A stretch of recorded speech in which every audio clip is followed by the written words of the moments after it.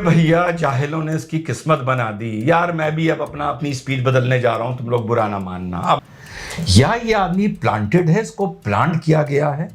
महामूर्खता की बात महामूर्खता की बात करने के लिए, ताकि गवर्नमेंट यार सही बता रहा हूं ये दिखा सके कि यहां पर फ्रीडम ऑफ स्पीच है। कोई आदमी इस हद तक बकवास कर सकता है या करता है, या ये आदमी महामूर्ख है।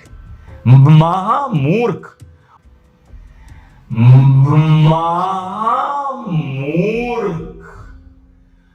और एक समुदाय विशेष ने इसको टीआरपी या व्यूअरशिप दे रखी है। तीसरा ये आदमी वाकई ही मोदी के विरोध में देश विरोधी हो गया है। हेलो दोस्तों, बहुत सी बातें होती हैं जहां आप खामोश रह जाते हैं। कभी कभी कुछ बातें ऐसी होती हैं जहां बोलना ज़रूरी होता है। इसे फ्रीडम ऑफ स्पीच कहते हैं। पर कुछ लोग इस फ्रीडम के नाम पर अपना एजेंडा चला रहे होते हैं। और आज के इस वीडियो में आप अच्छी तरह समझ जाएंगे एक ऐसे ही शख्स के बारे में। नाम है डॉक्टर सैयद रिजवान अहमद। ख़ुद को कहलाते हैं advocate, social worker, media person. दोस्तों, रिजवान का मतलब होता है संतुष्टि, खुशी और जन्नत का दरवाज़ा। अब आप समझ गए होंगे ये साहब किस बात पे संतुष्ट होते हैं। इनका काम ऐसा लगता है जैसे रूलिंग पार्टी के लिए एक एजेंडा। सबूत, इनका यूट्यूब चैनल 2015 में शुरू हुआ, जब 2014 में सरकार बदली। भाई साहब, 2015 से पहले आप कहाँ थे? क्या तब भी इतना ही प्यार था रूलिंग पार्टी के लिए? किसी भी देश की रूलिंग पार्टी से गलती हो सकती है, लेकिन इनकी नज़र में गलती सिर्फ अपोजिशन से होती है। और जो रूलिंग पार्टी की गलतियों पे सवाल उठाए, ये उसी पे सवाल उठा देते हैं। रवीश कुमार और ध्रुव राठी, इन दोनों के कुल मिलाकर 42 मिलियन फॉलोअर्स हैं। और डॉक्टर साहब इन सबको कह देते हैं बेवकूफ़। अरे भैया जाहिलों ने इसकी किस्मत बना दी। बेवकूफ़। और ये एक शख्स ओवर स्मार्ट। पहलगाम अटैक के बाद जिस तरह से हिंदुस्तान एक होता हुआ नज़र आया, तो इनको ये बात हजम नहीं हुई, तो इन्होंने अपने ही मुस्लिम के खिलाफ ये वीडियो बना डाला। एक बेगुनाह का कत्ल होगा तो पूरी इंसानियत का कत्ल होगा। और जुमे के दिन हर जगह जुमे के बाद प्लेकार्ड निकालकर जामा मस्जिद में देशभक्ति गई तेल लेने, वतन परस्ती गई तेल लेने। यार तुम जुमे के दिन बस प्रोटेस्ट करना छोड़ दो, इतनी मेहरबानी कर दो बस इतनी मेहरबानी कर दो। बस इस समाज पर, इस देश पर यार इतनी मेहरबानी कर दो। अगर मेहरबानी करने का किसी वजह से मन बना ही लिया है, जो इस वीडियो के सेकंड पार्ट में बताऊंगा, फिलहाल तुम इतनी मेहरबानी कर दो कि जुमे के दिन हम प्रोटेस्ट नहीं करेंगे। यार इस्लाम का ऑफिशियल डे ऑफ प्रोटेस्ट बना दिया है तुमने यार जुमे के दिन।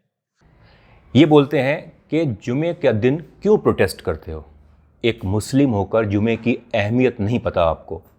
जुमे की नमाज इसीलिए बहुत ज़रूरी हो जाती है कि अगर कोई मुस्लिम मस्जिद नहीं जा पाता है तो कम से कम वो हफ्ते में एक दिन मस्जिद जाकर नमाज अदा कर ले।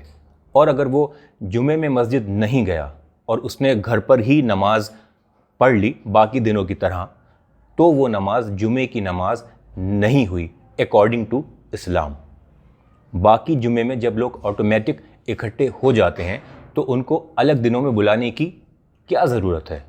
इसीलिए जुमे में ही सारे लोग जिस मुल्क में रह रहे होते हैं उसके लिए दुआ करते हैं, अपनी प्रॉब्लम्स शेयर करते हैं। लेकिन इनको जुमे से भी प्रॉब्लम है। दोस्तों, इनके फॉलोअर्स को लगता है कि सिर्फ यही एक सच्चे मुस्लिम भारतीय हैं और हर मुसलमान को रिजवान जैसा होना चाहिए। एक एग्ज़ाम्पल लेते हैं।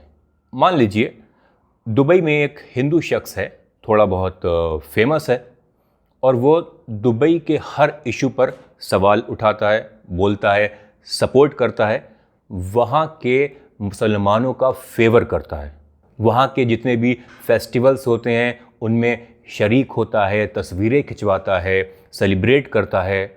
तो भाई ये तो अच्छी बात है, जो आदमी जिस मुल्क में रहता है उससे मोहब्बत करे, उनके त्योहारों में शामिल हो, मोहब्बत का पैगाम दे। मगर जब दुबई में होली या दिवाली मनाई जाए तो वही हिंदू इन फेस्टिवल से दूर भागता है। ना कोई पोस्ट, ना कोई सेलिब्रेशन, कुछ भी नहीं। तो दोस्तों, आप उस हिंदू को क्या कहेंगे? सच्चा हिंदू, या फिर ये कहेंगे कि वो एक किसी एजेंडे के तहत काम कर रहा है? बस वही काम ये डॉक्टर सैयद रिजवान अहमद इंडिया में रहकर कर रहे हैं। चेहरा मुसलमान का है, लेकिन एजेंडा सिर्फ और सिर्फ मुसलमानों के खिलाफ है।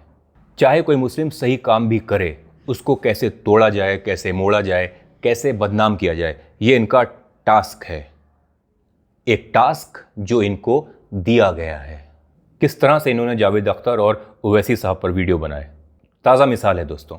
जबकि ओवैसी साहब ने खुद कहा था, मैं रूलिंग पार्टी के ख़िलाफ़ आवाज़ उठा सकता हूँ, ये हमारा इंटरनल मैटर है, लेकिन अगर देश पे हमला होगा तो मैं देश के साथ हूँ। Very simple. वक्त संशोधन बिल के खिलाफ जब आप विरोध करते हैं सर, तो आप सबसे बड़े दुश्मन बन जाते हैं सबके, और सब अब सबके अजीज हो गए हैं।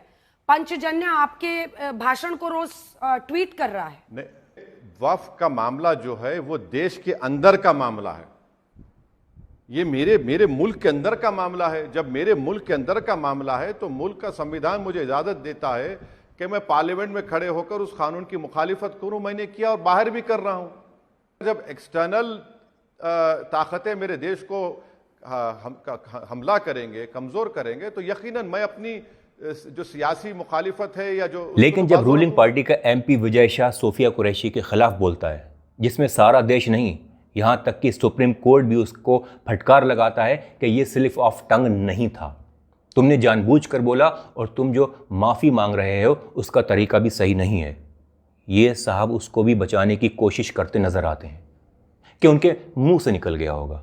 अगर यही बात किसी मुस्लिम ने कही होती तो क्या ये रिजवान साहब इसी तरह बोलते कि मुंह से निकल गया होगा? तुम्हारी बहन की जगह बस एक वर्ड चेंज कर दीजिए, हमारी बहन, कोई समस्या ना खड़ी होती। तुम्हारी बहन की जगह इसको सिर्फ बोलना था हमारी बहन। मोदी जी ने हमारी बहन नाम भी ले सकता था, सोफिया कुरैशी को भेजा तुम्हें ऐसी की तैसी करने के लिए, तुम्हें जवाब देने के लिए। ये था इस आदमी का एक्चुअल मैसेज। किस तरह से पुरानी बातों को खोद खोद कर ताज़ा बात से मिलाकर ये दिखाना चाहते हैं कि जावेद अख्तर और ओवैसी मक्कार लोग हैं। ये इनका स्टाइल है, ये इनका पैटर्न है। ये लखनऊ से ताल्लुक़ रखते हैं, जिस शहर में तहज़ीब ही सिखाई जाती है। कि अब आप ज़रा इनकी तहज़ीब पर नज़र डालें, कितना कंट्रोल है साहब को अपनी ज़बान पर और अपनी तहज़ीब पर। एनालिसिस देखा, आहा, जाहिलों के सर्वश्रेष्ठ पत्रकार का, जब उसकी मैंने तकलीफ देखी, आहा। कल एक डिबेट में मैंने इसको फिर जलील किया, तो ये दिखाना चाह रहा था कि रिजवान अहमद ये सब जो बोलता है, करता है, ये सिर्फ पैसों के लिए करता है। साथियों, क्या कभी ऐसा सुना है कि किसी आदमी ने अपना ही जूता उतारा हो, गीला करा और दे अपने मुंह पर मारा हो? नहीं सुना ना? तो ऐसा ही करा इंडिया अलायंस के। और इनकी एडवोकेट होने की क्वालिफिकेशन, सीआरपीएफ वाले जवान की बीवी वाला जो मामला था ना, जिसमें उसकी जिसकी नौकरी तक चली गई, उस पर भी इन साहब ने एक वीडियो बना डाला और बता क्या रहे हैं कि जब उस लड़की का शॉर्ट टर्म वीज़ा एक्सपायर हो गया था तो उसको पाकिस्तान चले जाना चाहिए था। वाह भाई वाह, आप ख़ुद को एडवोकेट कहते हैं मगर रूल्स की तो बेसिक नॉलेज भी नहीं है, और अगर है तो फॉलोअर्स को गुमराह कैसे करते हैं ये भी इन्हें अच्छी तरह आता है। पहले खुद ही देख लें आप ये वाला क्लिप। तो मिनाल खान जो मार्च 2025 में शॉर्ट टर्म वीजा पर भारत आई थी और लॉन्ग टर्म के लिए अप्लाई किया था, वहां भी अप्लाई किया था, लेकिन जिसका जवाब नहीं आया था, तो शॉर्ट टर्म वीजा खत्म होने के बाद उनको पाकिस्तान वापस चले जाना चाहिए था। बड़ी सिंपल कॉमन सेंस की बात है, चले जाना चाहिए था, लेकिन वो नहीं गई और लॉन्ग टर्म वीजा का इंतजार करती रही। उनको फिर बाकायदा गिरफ्तार करके अटारी बॉर्डर की तरफ जम्मू से भेजा जा रहा था। देखा आपने, आपको क्या लगा? यही ना कि सीआरपीएफ वाला बंदा अपना रसूख दिखा के अपनी बीवी को इलीगली रोक रखा था, लेकिन जो असली कहानी थी ना, उसमें तो जैसे ही ऑर्डर आया कि सारे पाकिस्तानी नागरिक वापस जाएंगे, उसकी बीवी को भी भेजा जा रहा था।